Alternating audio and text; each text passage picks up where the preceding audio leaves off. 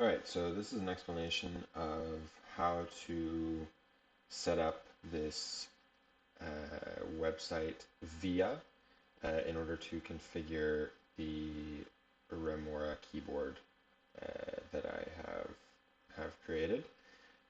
So first things first, you come to, if you just search for via, you should be able to get here. Um, for example, via, you can go here and you can say try now, and that will bring you to this use via app. First thing you'll want to do is come over here to the settings tab and turn on the show design tab. So once that's turned on, you'll notice that there's now a new tab in this top bar here. You can click on that. What we'll need to do here is load the definition for the keyboard. It basically tells the website the information that it needs to know about the keyboard so that it can properly configure it. So I'm going to click load. I have this file here in my downloads. I'll show you afterwards how to access that, but for now, just assume you have that.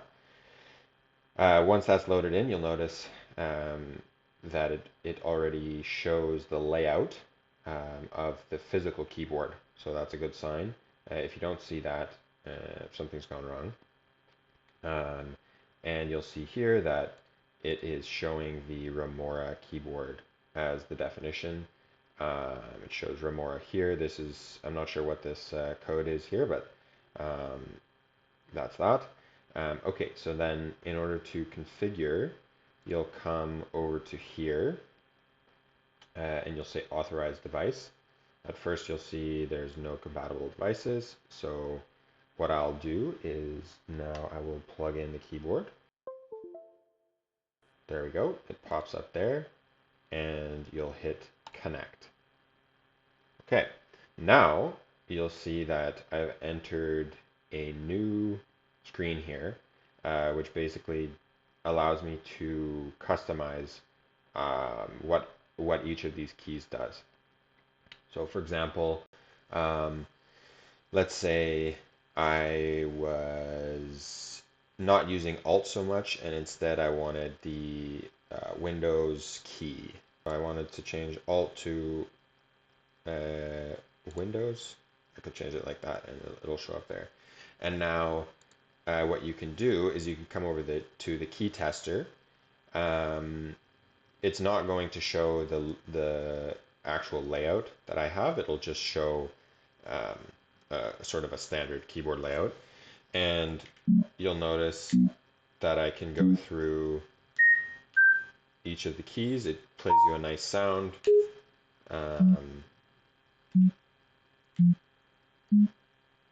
And there we go. And now I can reset that. And let's say, so you saw it was playing the Windows key there.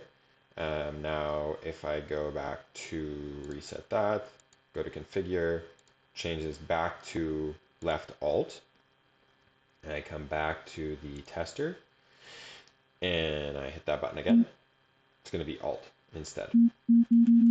Great. So that's how you can do that.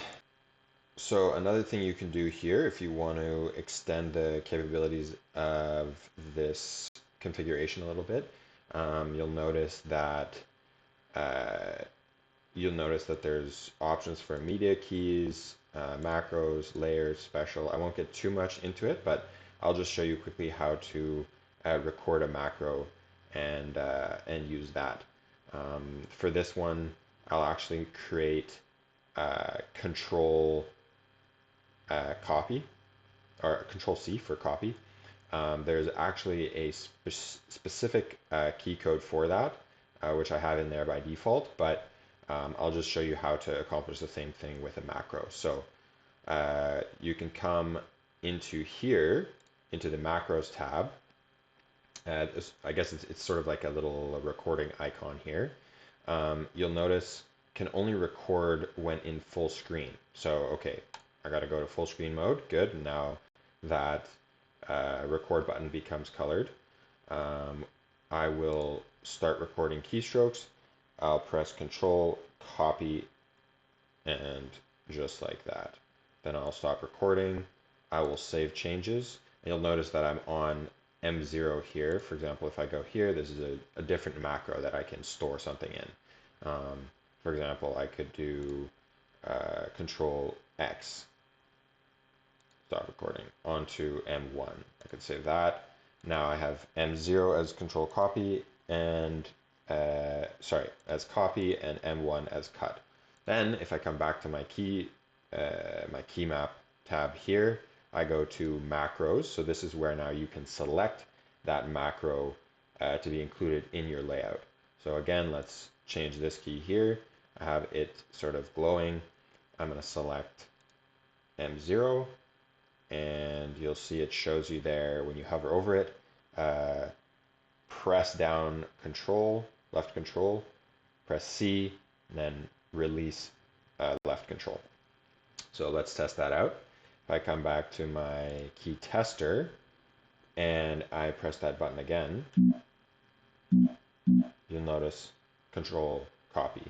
And now if I go back here, and let's say, in fact, I wanted that to be cut instead of copy. So I can change that to M1. Remember that we switch that to down control, X, up control. If I come back to my tester here, and I press that reset, I press that same button again, and this time it's control X. So that's how you can record a macro.